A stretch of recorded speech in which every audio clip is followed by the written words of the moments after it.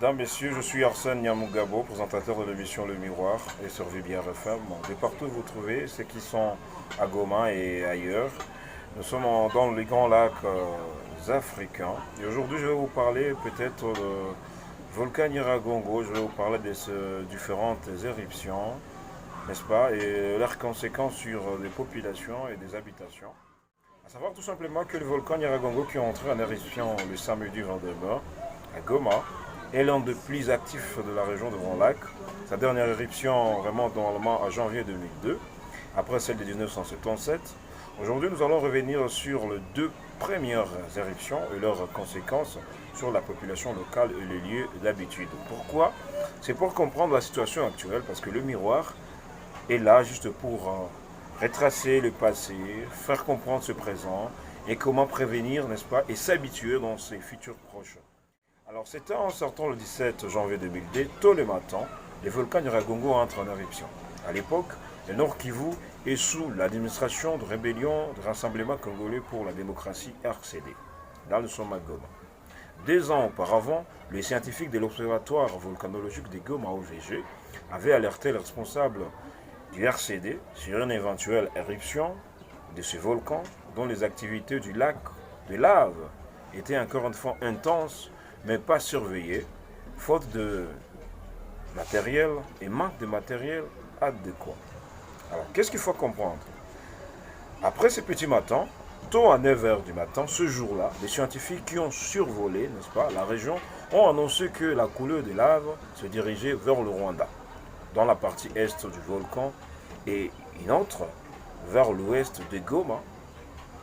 Et ils ont rassuré ensuite les habitants de cette ville de Goma sur sa sécurité, que tout allait bien.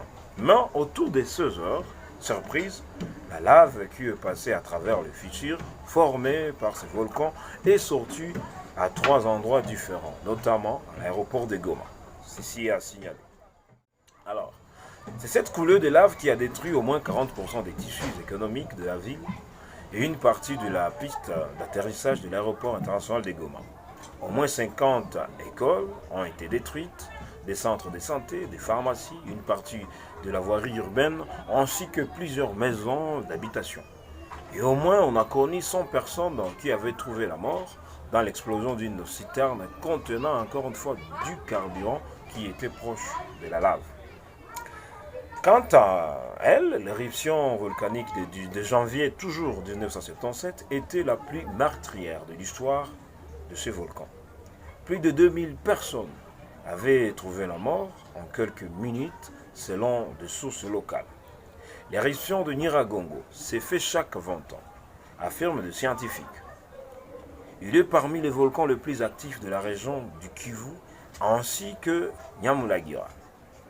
Ce dernier, qui est situé à 5 km au nord de Nyiragongo, entre en éruption chaque année, déversant alors ainsi sa lave dans le parc national de Virunga, loin des habitations.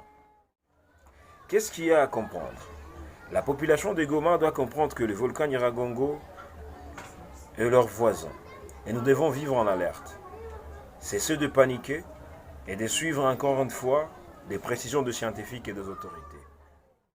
Gardez votre bonne santé en espérant vous retrouver bientôt. Le miroir.